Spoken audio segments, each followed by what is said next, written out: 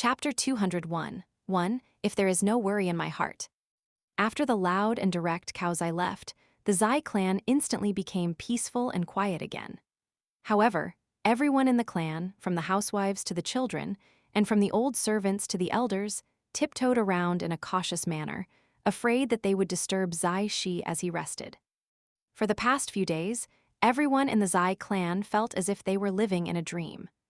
An old ancestor who had his name recorded in the Jiaxu genealogy book of the clan had suddenly appeared in front of them. This was an old ancestor who had lived for heaven knows how many years. Among everyone in the clan, perhaps only the young boy with long eyebrows was able to remain relatively calm and composed. This was because Zai Shi had roughly explained the outside world to him, and the young boy had also been told to follow Ruan Qiang and forge iron with him. When it came to fated opportunities, it wasn't necessarily the case that following his old ancestor around and acting in a haughty manner would be better. The young boy with long eyebrows was mentally tough and resilient, and he didn't show any signs of wanting to change his teacher, even after learning that Zai Shi was imminently going to become the first heavenly lord of complete Reed continent. Zai Shi was soon going to be superior to his current teacher, Ruan Qiang, no matter if it was cultivation base or status. Zai Shi felt a slight sense of approval when he saw this. This was the disposition that was expected of the Zai clan's descendants. The young boy with long eyebrows naturally didn't know that if he had shown any signs of hesitance, Zai Shi would have abandoned all thoughts of training and developing him. In fact, he would have even paid Ruan Qiang a visit and said a few words to him, lest the young boy with long eyebrows bring misfortune and calamity to his clan. In other words, Long Eyebrows would have almost completely lost the opportunity to achieve immortality and rejuvenate his clan. When recruiting and teaching disciples, cultivators from the mountains placed heavy emphasis on the cultivation of one's mind. This was especially the case for Taoist terrestrial immortals. One's mind wasn't something that could be easily understood in a few years, and it was often the case that cultivators would travel around the world for dozens of years before being able to find a satisfactory disciple to whom they could pass their true teachings. During these dozens of years, many cultivators would give their disciples all kinds of trials and examinations, wealth, perilous hardships, romance, and all varieties of mortal matters. These were all checkpoints on the path of cultivation. Whether one remained a measly fish in the river, or whether one leaped through the dragon gates to success and immortality, all of this might be determined by a single choice. The path of cultivation was long, and each person who was able to reach the 10th tier was undoubtedly an astonishing prodigy. This was especially the case for qi refiners who managed to reach the upper 5 tiers. However, there were a myriad of great Dao, and there was no definitive path that led to the peak of the mountain. Thus, everyone had their own unique fated opportunity. Indeed, a quality and characteristic that Heavenly Lord Zai Shi didn't like was very possibly desired by some other sage or heretical cultivator. Thus, it was often said that the heavens would never cut off all paths. Of course, Zai Shi's lofty status naturally gave him a wide and distant view. In reality, the young boy with long eyebrows had talent and aptitude that was extremely sought after by the immortal sects in Eastern Treasured Vile Continent. These sects would definitely recruit him as a disciple before deciding anything else. After all, it would be incredibly beneficial for a force to gain a new immortal at the middle 5 tiers. Such cultivators would be extremely helpful in terms of intimidating mortal empires and in terms of maintaining a subtly balanced relationship with neighboring forces. Thus, these forces naturally wouldn't be as pedantic and nitpicky as Heavenly Lord Zai Shi. Zai Shi slowly sipped wine with an anxious expression. "Is something weighing on your mind, old ancestor?" the young boy with long eyebrows asked as he sat on the opposite side of the table. Upon seeing that there were no outsiders present, a pair of extremely high-quality incense children jumped down from the plaque hanging in the hall. They started to happily run around and play with each other on the young boy's shoulders and head. The young boy with long eyebrows had already become accustomed to this. Zai Shi gloomily drank a mouthful of wine and replied, "I'm merely feeling a little guilty." The young boy with long eyebrows was dumbfounded, and he asked, old ancestor is so powerful, yet you still need to do things against your conscience. Zai Shi smiled and replied, "You'll also be troubled by such matters in the future. There's no need to feel astonished. Your personality is more honest and straightforward than flexible and agile, so it will be a fairly good choice for you to learn the sword." Taoists cultivate a pure and tranquil mind, and this sounds as if one is transforming themselves into a puddle of stagnant water. However, this isn't the case. Instead, it's a path where the examination of one's own conscience is most important. There are all kinds of considerations and restrictions, and this isn't an easy path to walk at all. Long eyebrows nodded in understanding. Zai Shi sighed with emotion in his mind as he looked at the relatively childish face of the young boy. Chaos was about to erupt, and all kinds of powerful beings were about to rise and gain renown. Things were destined to become spectacular and lively. At the same time, however, there would be an inevitable increase in partings, deaths, and other matters that went against one's will. This would be the case both in the mountains and outside the mountains. Zai Shi waved his hand, signaling to the young boy that he could leave. The pair of incensed children jumped back into the plaque, where they leaned against each other and chit-chatted in a low voice. Zai Shi closed his eyes and rested his mind. His breathing was calm, and his mind was at ease. After leaving Peach Leaf Alley, Cao Zai started to randomly wander around the wide streets and narrow alleys. He was like a wealthy man, and outsiders were completely unaware of his lofty status. Moreover, Cao Zai was someone who could strike up a conversation with anyone. In fact, if it weren't because all of the treasures in Jewel's small world had already been found and taken, Cao Zai would have flipped the entire small town upside down before he stopped his search. Indeed, he was known as someone who would pluck the feathers of passing geese in southern World Continent 1. Cao Zai felt deep resentment in his mind. He was angry at the fact that the Great Li Empire had forcefully purchased and sold those things before. According to the secret reports from the descendants of the Cao clan and the Great Li Empire, the empire had truly reaped many benefits during that process of forcefully collecting treasures. It was as if the empire had been fishing in a dry lake. Even as high as Cao Zai's cultivation base was, he still couldn't help but feel slightly envious. During that dragon-slaying battle, the ancestors of the 3 teachings and 100 schools of thought had engaged in a bloody and earth-shattering battle here. Corpses had rained down like snow, and the 4 sages had eventually descended from the sky and sealed this area off. And just like that, all of the treasures had been left in the small world. Afterward, the small world would open its doors to outsiders once every 60 years. After paying to enter, these outsiders would rely on their own skills and abilities to collect any remaining treasures. Many of these outsiders obtained great fortune and had their cultivation base rise explosively after leaving the small world. Cao Zai hesitated for a moment before murmuring, "Descendants and future generations will have their own fortunes, my ass. If I don't give them some guidance, I reckon things will be quite doubtful." He arrived at the kiln supervision office, and the gatekeeper there was someone with relatively poor observation skills and judgment. Moreover, he didn't have the right to know about the Cao clan's internal matters and cultivation matters either. Thus, he aggressively stopped Cao Zai at the gate and refused to let him enter. Cao Zai didn't get angry, and he chuckled merrily as he stood outside the kiln supervision office and chatted with the gatekeeper. After a while, the two of them became quite familiar and friendly with each other. However, Cao Jun, who had moved out from the Cao clan's ancestral residence and temporarily settled down here, noticed something was off and gave kiln supervision official Cao Mao a warning. The eldest grandson of the Pillar Cao clan hurriedly ran to the front gate in fear. Upon seeing his old ancestor whom he always thought about, Cao Mao immediately plonked to his knees and kowtowed without hesitation. The gatekeeper was almost scared out of his wits. Even though Cao Mao had cheerily chatted with prefectural overseer Wu Yuan before, he actually didn't hold Wu Yuan, someone with an underprivileged background and the disciple of the imperial preceptor, in very high regard. Cao Mao was also a renowned young master in the capital of the Great Li Empire.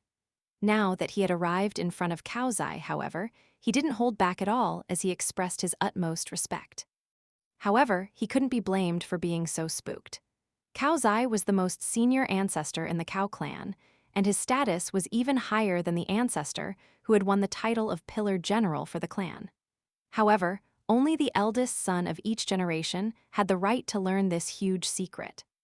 This was something they could reveal in moments of great danger, and they could announce that their old ancestor was a terrestrial sword immortal from southern Whirl continent and half the owner of the sea-suppressing pagoda.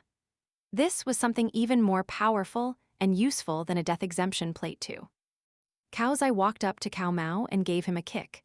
"Stand up, stop embarrassing yourself in front of so many people." Cao Mao hurriedly stood up and wasn't even willing to pat the dust from his official garb. The rims of his eyes were red with emotion, and this was emotion that came from the bottom of his heart. His old ancestor was an immortal at the upper 5 tiers, and that kind of person wasn't someone that he could easily see on a whim. This old ancestor's name was clearly written on the genealogical records of the Cao clan. With such a powerful backer, could the descendants of the Cao clan not act haughtily and do anything they wanted in the Great Li Empire? In fact, could they not act haughtily and do anything they wanted in Eastern Treasured Vile Continent? "Have you checked Chen Ping'an's genealogical records?" Cao Zai asked. "I've checked all of it, and there isn't anything out of the ordinary," Cao Mao replied in a reverent and respectful voice.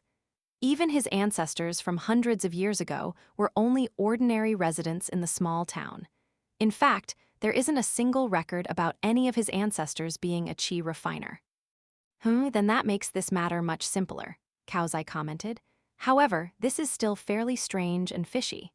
Either the Dragon Tail Creek Chen clan has tampered with the records, or some old ancestor from that Chen clan was far too fortunate, so much so that he used up all of his descendants' fortune for dozens of generations. Forget about it, there's no need to worry about these trivial matters." Cao Mao bowed down and wanted to lead his old ancestor to the main hall of the kiln supervision office. However, Cao Zai immediately snapped, "How measly is your position? I would feel ashamed to sit in that main hall." Cao Mao was at a complete loss. He genuinely had zero experience when it came to interacting with old ancestors who were powerful immortals. Even if his grandfather, the current clan leader of the Pillar Cao clan, were present, it was very likely that he would also feel as stuck in a hopeless position. Cao Zai stood under the archway in the large space in front of the kiln supervision office and ordered with a cold smile, "Cao Jun, get your ass over here." After a short while, Cao Jun lazily walked over with 2 swords of unequal length hanging by his waist. After seeing Cao Zai's casual posture, he chuckled. "What's wrong? You were pissed off after meeting with those people in the Zai clan's residence, so you want to use me as a punching bag to vent your anger? You ran all the way over here just to drag me out and scold me." Cao Zai shot a sideways glance at Cao Jun and spat, "How pathetic." Cao Jun chuckled and replied, "Heh, there's nothing I can do about this. I take after you after all." Deep down in his heart, Cao Mao was slightly envious of this young swordsman who was from the same clan as him and whom he only knew the name of. He surprisingly dared to speak to their old ancestor in such a rude and carefree tone. Cao Zai fell silent for a moment, and he carefully observed the layout and circulation of feng shui in the kiln supervision office. After a while, he suddenly asked, "Has the office just undergone a recent renovation? Whose idea was it?" Cao Mao glanced around before replying in a low voice. "Grandpa took the floor plan of the office with him and earnestly asked a powerful person from the capital's Lu clan for some tips. What's wrong? Was this not appropriate?" Cao Zai's expression was grim as he replied, "Not appropriate. It's as appropriate as can be. Compared to how the winds were concealed and the water was gathered before, this slight change is akin to a beautiful act of painting eyes on the dragon tree. In the future, this place will very likely become the origin of your dynasty. Don't misunderstand me. Your destiny isn't good enough for you to become a genuine ruler. If nothing unexpected happens, you can at most inherit the title of Pillar General. If you're fortunate, you might even be recorded as a clan rejuvenation ancestor in the clan genealogical records." Cao Mao could barely hide his wild delight. Cao Jun habitually squinted his eyes and smiled. Meanwhile, Cao Zai couldn't help but feel slightly exasperated. He had gone through so much trouble to build a large clan with numerous descendants, yet in the end, all of his descendants were nothing more than pathetic and unambitious good-for-nothings. The mere position of Pillar General was able to make this stupid child smile in such an ecstatic manner. His mood instantly became foul. However, he didn't let this show on his face. He couldn't help but think about his ancestral residence, which had been repaired by someone else. The residence was slightly different from his memory now. For example, when he was little, the eaves of the skywell had already been extremely damaged. However, they didn't have enough money to repair the rundown residence, so whenever it rained, the ground would always be flooded with rainwater. This was in contrast to the skywells of wealthy clans, which would push all of the wealth and fortune brought by the rain and snow into the ponds beneath the skywells and prevent the ground from becoming too wet. This was truly a case of cleanly accepting feng shui. According to the elders in the small town, if a clan's ancestors performed good deeds and were rewarded with 100 grains of rice, then their descendants could use the bowl that was the pond beneath the skywell to catch these 100 grains of rice without spilling a single grain. However, when Cao Zai was little, their pond had only been able to catch at most half a grain of rice. Now that their ancestral residence had been repaired, however, they were enjoying fortune thanks to misfortune. If they believed those superstitions of the elders, then their clan could now catch all of the ancestral blessings that descended from the heavens. A family that accumulates goodness is sure to have abundant happiness. Should I believe this to some extent? Cao Zai murmured to himself. So be it if other people believe this. But you, Cao Zai, believing this, if you truly believed this, then you definitely couldn't have made it to where you are today. A fiery red fox sitting above the archway sneered. Cao Zai didn't look up, and he chuckled coldly and replied, "That's because I'm resilient and capable, so I have the freedom to not believe it. However, if I don't believe it to some small extent, then I'm afraid that the good-for-nothing Cao clan in Eastern Treasured Vile Continent will disappear with a snap of someone's fingers one day." "Oh, you seriously believe it?" Cao Jun jeered. "What's this? Is our old ancestor going to perform good deeds to accumulate good karma? The sun is truly rising from the west today." Cao Zai looked at Cao Jun and warned, "Don't think about trying to get that sword billet anymore. If you're unhappy about this, then I'll naturally compensate you later." "Why's this?" Cao Jun asked with an increasingly cold smile.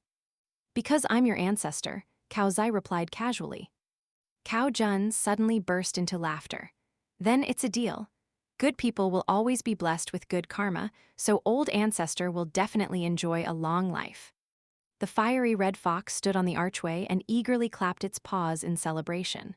However, its remark was extremely sarcastic as it said, "Wow, such a touching scene between a benevolent ancestor and a dutiful descendant.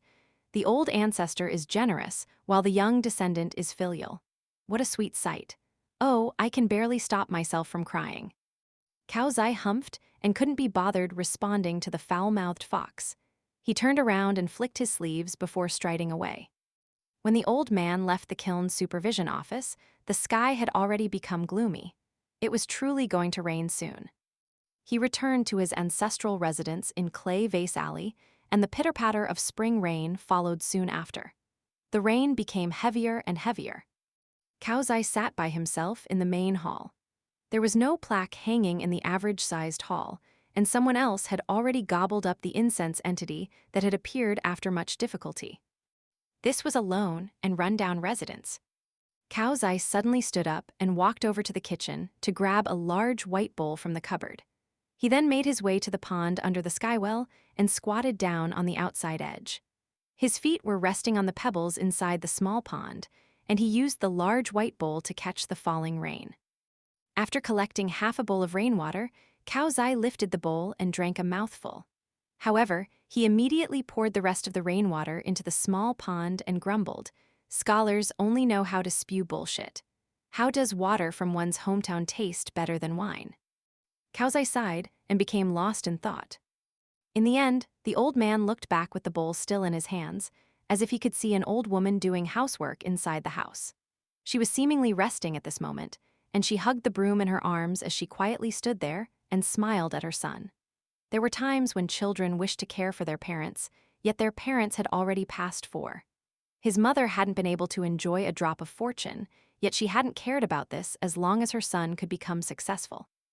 The old man had already enjoyed all kinds of glory and wealth in the world, and it had already been hundreds upon hundreds of years since he had last felt such a deep sense of sadness. Tears clouded his vision, and he softly murmured, "Mother, oh, my silly mother." Work had already commenced at the southern mountain foot of Cloud Drape Mountain. Forest Deer Academy was going to be constructed here, and it was as if new buildings were springing into existence with each passing day. The Great Li Empire treated Forest Deer Academy with utmost importance, and the Song Clan Emperor viewed the construction of this academy as equivalent to the construction of the mountain god temple for the formal god of Northern Mountain. In fact, he even issued 2 imperial edicts regarding this matter, one to the provincial office and one to the prefectural office. Cheng Shuidong, the old flood dragon from Yellow Court Nation, was dressed in azure and appeared completely like a Confucian scholar. Including the emperor of the Great Li Empire and imperial preceptor, Kui Chan, only few people knew of the old flood dragon's true identity.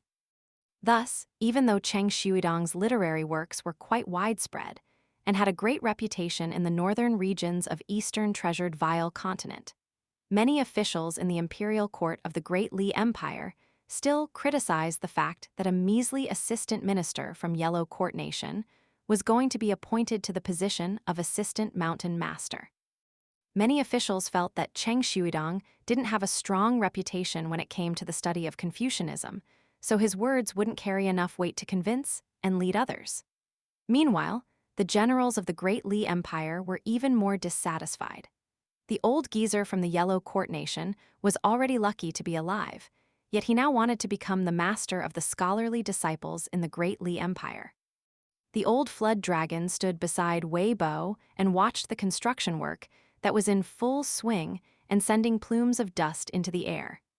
This was the first time that the two of them had met in a private capacity. "Wei Bo, you're like dying embers that unexpectedly come back to life every time," Chen Shudong sighed with emotion. Wei Bo had initially been the formal god of the Divine Water Nation's Northern Mountain. However, his gold statue had been shattered by the Great Li Empire and thrown into the water, where it had sunk to the bottom. Afterward, someone had painstakingly helped him piece his shattered body back together, allowing him to just barely ensure that incense continued to burn for him. However, calamity had suddenly descended from the heavens, and his gold statue had been restricted by 2 Go-playing immortals. This had caused him to become a mountain lord, a most low-level deity. In fact, he had been inferior to even ordinary river guardians. In the end, however, he had risen astronomically and now become the formal god of Cloud Drape Mountain, the northern mountain of the Great Li Empire. It wouldn't be surprising if the native mountain gods of the Great Li Empire felt an urge to fight Wei Bo to the death. Cheng Shuidong had traveled all around the world during his younger years, so he was actually an old acquaintance of Wei Bo. The sky started to drizzle, pushing the floating dust particles back toward the earth. The old flood dragon and Wei Bo naturally didn't need to worry about the rain hitting them. Wei Bo extended an arm and gently waved his hand, causing the curtain of rain in front of him to waver slightly. He smiled faintly and said, "Why else would people be all envious of gods and immortals? In any case, the term puts gods before immortals." 5. Is the emperor truly going to travel south to visit Dragon Spring Prefecture? Cheng Shuidong asked quietly. Wei Bo didn't try to hide anything, and he replied with a laugh, "That's right, he's going to travel down here fairly soon. At that time, it will definitely be very interesting when you, an old flood dragon, has an audience with the emperor, a true Dragon 6. How is your preparation for the greeting gift?" "I've already prepared everything. It's barely worth a mention," the old flood dragon replied with a smile. Wei Bo pointed in the direction of the small town and asked, "Will they end up fighting? If they do, will you interfere?" Cheng Shuidong hesitated for a moment, and he was ultimately unwilling to treat the future formal god of the Northern Mountain as an idiot. "I've already become involved, so what else can I do?" Wei Bo could feel a slight headache forming, and he said, "Just don't break my Cloud Drape Mountain." The old flood dragon laughed loudly and said in amusement, "How long has it been? You're treating this place as home already. Wei Bo chuckled and replied, I like the new but don't tire of the old. The old flood dragon pointed at the mountain god in white and remarked, Not tiring of the old to such a degree as yourself. This is truly a rare sight in our world. Wei Bo laughed heartily and teased, This is most definitely because you're not well-read and well-traveled enough. Cheng Shuidong immediately understood Wei Bo's insinuation. The smile disappeared from his face, and he warned, There are some things that other people can do, but we can't talk about. Wei Bo nodded in acknowledgement. He suddenly recalled something, and he said, I need to take a trip to Downtrodden Mountain. I won't accompany you in the rain anymore. 1. This refers to someone who likes to take advantage of things to gain small benefits. 2. A plate bestowed by the emperor that allows one to be exempt from the death penalty. Often the highest reward an official could receive. 3. Adding finishing touches to bring something to life. 4. A line from the sayings of Confucius. This represents a feeling of exasperation and helplessness at the fact that one's parents have passed before one can properly look after them. 5. Referring to the term Shanxian, which means both god and immortal depending on the context, and literally reads gods and immortals. 6. The emperor is not a true dragon in the literal sense. However, emperors in ancient China all used the symbols of dragons.